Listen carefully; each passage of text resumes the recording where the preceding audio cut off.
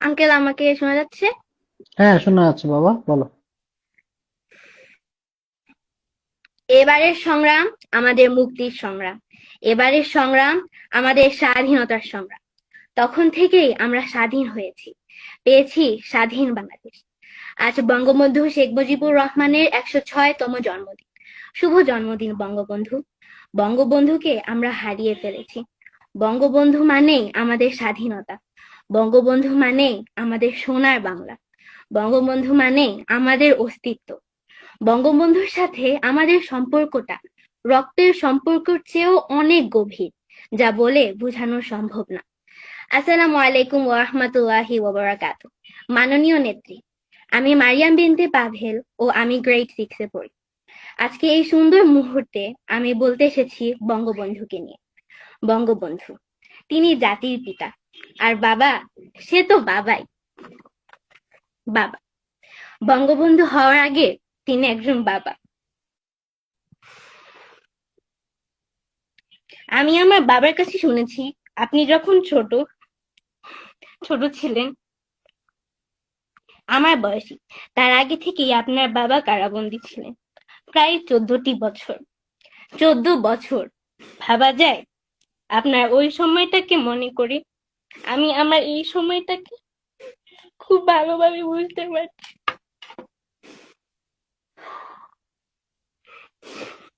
বাবা, প্রত্যেক মেয়ের কাছেই তার বাবা তার পুরো পৃথিবী।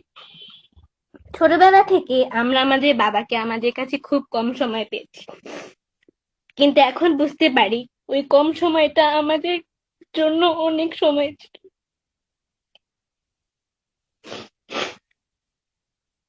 বাবা আজকে কারাবন্দী, প্রায় 2 বছর।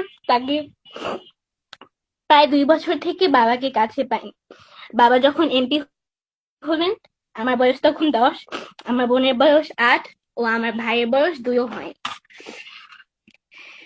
আমার ভাইটি প্রতি রাতেই কাঁদে বাবার জন্য।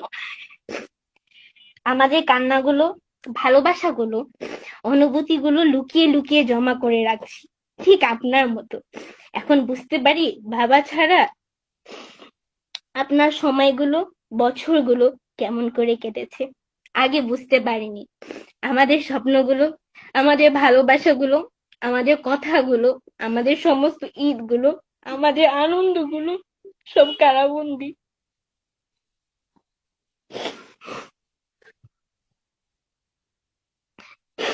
এই বয়সে আমাদের ছুটে বেড়ানোর কথা, বাবার বুকে শুয়ে আদর নেওয়ার কথা, কিন্তু আজ আমরা থাকছি লুকিয়ে লুকিয়ে, থাকছি ভয়ে, আতঙ্কে। বাবা না থাকলে পৃথিবী অন্ধকার। বাবা না থাকলে পৃথিবী ভয়ঙ্কর। পৃথিবীতে সবাই আছে, কিন্তু আমাদের কেউ নেই। একটু মাথায় হাত বুলিয়ে দেওয়ার জন্য কেউ থাকে না। আদর করার মতো, সান্ত্বনা দেওয়ার মতো কেউ থাকে না। বাবা ছাড়া কেন দিনগুলো এরকম যায়? বাবা ছাড়া কেন সময়গুলো এমন হয়? বাবা ছাড়া আমাদের জীবনগুলো কেন এরকম হয়? আপনার কেমন আপনার কেমন কেটেছিল সেই দিনগুলো? বাবা ছাড়া কেমন করে আপনার সেই সময়গুলো কেটেছিল? মাননীয় নেত্রী, আমাদের কোনো ঠিকানা নেই। 32 নম্বর আমাদের ঠিকানা, আমাদের একমাত্র ঠিকানা ছিল। 32 নম্বর ভাঙার পর বাবা 32 নম্বরের মাটি দিতে এসেছিলেন আমাদেরকে। বলেছিলেন আমাদের লড়াই করতে হবে 32 নম্বরের জন্য। সেদিন থেকেই বাবার যুদ্ধ শুরু। তারপর বাবা গেলেন কারাগারে। শুরু শুরু হলো আরেকটি যুদ্ধ, আমাদের বেঁচে থাকার যুদ্ধ। আল্লাহ সুবহানাহু ওয়া তাআলা ছাড়া আমাদের আর কেউ নেই। আমার বাবা খুব অসুস্থ। বাবাকে বারবার অসুস্থ দেখার পর কেমন লাগে আমার চেয়ে আপনি ভালো বুঝতে পারবেন।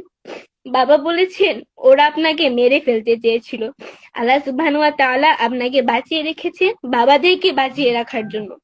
ওরা কারাগারে জঙ্গি হামলা করে বাবাদের হত্যা করতে চেয়েছে, কিন্তু আপনার দিন রাত সংগ্রাম ও পরিশ্রমের কারণে ওরা বাবাদেরকে হত্যা করতে পারেনি। বাবারা সব সময় আপনার জন্য দোয়া করছেন এবং আমরাও করছি। আপনি বাংলাদেশে ফিরে আসবেন, আপনার আদর ভালোবাসায় আমাদের বুকে, আপনার বুকে আমাদেরকে জড়িয়ে রাখবে। আপনাকে বাংলাদেশে ফিরে আসতে হবে আমাদের জন্য, আমাদের বাবাদের জন্য, বাংলাদেশের জন্য। আপনার জন্য অনেক দোয়া ও ভালোবাসা। ইনশাল্লাহ খুব শীঘ্রই আপনার সাথে দেখা হবে। একটা কথা বলতে পারি? বলো, শুনছি আমি সব। আমি কি আপনাকে দাদিমা বলে ডাকতে পারি? হ্যাঁ, অবশ্যই, অবশ্যই বলবে। আমার তোমাকে কি দাদা বলে দাদি কেউ ডাকবো? নেই। তোমাকে কি বলে ডাকবো বলো? ছোট্ট নাম। আমার নাম মারিয়াম। হ্যাঁ, মারিয়াম। ওই নামই ডাকবো? ছোট নাম নাই? বাবা কি বলে ডাকে? বাবা আমাকে মাঝে মাঝে মা বলে ডাকে। ও আচ্ছা। হ্যাঁ, সব বাবাই মেয়েকে মা বলে ডাকে অথবা বাবা বলে ডাকে। আমি জানি জি, না, আমার বাবা কিন্তু আমাকে সবসময় বাবা বলে ডাকতেন, কেন জানো আমি জানতাম না। আপনি মেবি বাবার বঙ্গবন্ধুর কাছে তার বাবার মতন শিখতেন। ঠিক বলতে পারবো না, কিন্তু সবসময় বাবা বলতেন। হুম, আপনি ফিরে আসবেন তাড়াতাড়ি। হ্যাঁ, নিশ্চয়ই ফিরে আসবো। আমি জানি, আমার তোমার কষ্ট আমি বুঝতে পারি। তোমার কে কে আছে পরিবারে, কে কে আছে?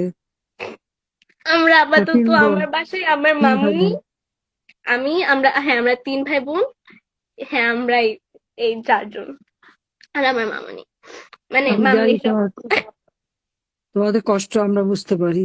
আমার ছোট ভাইটা যখন খুব অল্প বয়স, আমার বাবা যখন জেলে গেলেন, অনেক বছর পরে যখন ফিরে এলেন, ও কিন্তু চিনতে পারতো না, কারণ আমরা তো গ্রামে থাকতাম, দেখা হ্যাঁ, হতো না। জানেন, আমার বাবাকে যখন নিতে এসেছিল, বাবাকে বাসা থেকে অ্যারেস্ট করেছে। আমার ছোট ভাই এত কান্না করে, দেন পুলিশরা হুম। ওকে বলতেছিল যে কি বাবাকে শপিং মলে নিয়ে যাইতেছে, শপিং। আর আমাদের চোখের সামনে থেকে অনেকবারই দেখেছি বাবাকে তুলে দিয়ে চলে গেছে, কিছু করার ছিল না, কিন্তু এদেশের মানুষ বারবার তাকে ফিরিয়ে এনেছে। জি, তুমি ইনশাল্লাহ। তুমি কাঁদবে না, মনে জোর রাখো। তোমার মতো বয়সে আমিও বাহারাই থাকতাম। অন্য আপনাকে বাচ্চা দেখে আমি অনেক ইন্সপায়ার হই। অন্য অন্য ছেলে মেয়েরা যখন বাবার হাত ধরে স্কুলে যায়, আমাদের কপালে সেটা জোটেনি। হুম, আমাদেরও না। না না, তোমাদের হবে। তোমরা চিন্তা করো না, দিন ফিরবে ইনশাল্লাহ। মনে জোর ইনশাল্লাহ রাখো। যাবে। খুব ভালো লাগলো তোমার কথা শুনে। আচ্ছা, আর একটু একটা কথা বলতে পারি? হ্যাঁ, বলো বলো। আমার ছোট ভাই, তার এবার 4 হয়েছে, 4 বছর। তো হুম সে স্কুলে যায়, প্লেতে পড়ে।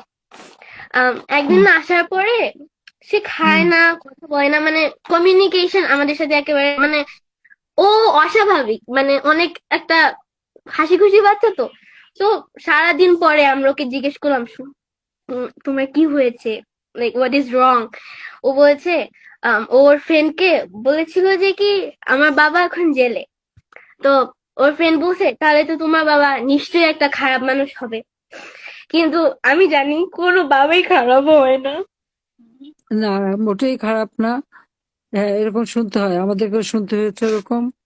আমার ছোট ভাইটা যখন জেলখানা থেকে ফিরতো, ও শুধু কান্না করতো। ও কথাও বলতে পারতো না, তখন ছোট, 2.5 বছর বয়স। সারা রাত ঘুমাতো না, কিন্তু ও তো বলতে পারছে না। আর এই খারাপের কথা বললে, আমরাও স্কুলে এরকম বহু কথা শুনেছি। ও সোজা বলে জি, দেয় যে না, আমরাও তোমার শুনি বাবা আমার খারাপ ছোট না, বোনও। মোটেই খারাপ না। এটা হচ্ছে আমার বাবা দেশপ্রেমিক, তাই শত্রু আমার বাবাকে জেলে রেখেছে। এই জবাবটা শিখিয়ে দিও। জি, আমার আর ওরা জানে আমার বাবা কেমন, আমার সম্মানিত আঙ্কেলরাও জানে আমার বাবার পরিশ্রম। বাবা তো ছোটবেলা থেকেই রাজনীতি করে। And আপনি আমার দাদু দেশকে বাসায় ভালোবাসে। গিয়েছিলেন জানেন, অনেক ছবি আছে আপনার সাথে। হ্যাঁ, দেশকে ভালোবাসে, দেশের জল মানুষকে ঢাকায়। ভালোবাসে। তা তুমি ভালো থাকো, অনেক অনেক দোয়া নিও। সবাই তোমার কথা শুনলো, আমি আশা করি আমাদের যারা কথা শুনছে তারা নিশ্চয়ই তোমার অনুভূতি আজকে আমাদের হাজার হাজার ঘরে, আওয়ামী লীগের নেতা কর্মীদের ঘরে এই কান্না। তোমার কাছ থেকে যেটা শুনলাম, এটা কিন্তু আমার সারা বাংলাদেশের বহু নেতা কর্মী আচ্ছা, অনেকে আব্দুল্লাহ জীবনই আব্দুল্লাহ হারিয়েছে। তুমি ভালো আব্দুল্লাহ থাকো। কিছু বলতে চাই, একটু শুনবেন? হ্যাঁ, শুনবো। আব্দুল্লাহ বল। আব্দুল্লাহ সালাম দাও। আসসালামু আলাইকুম।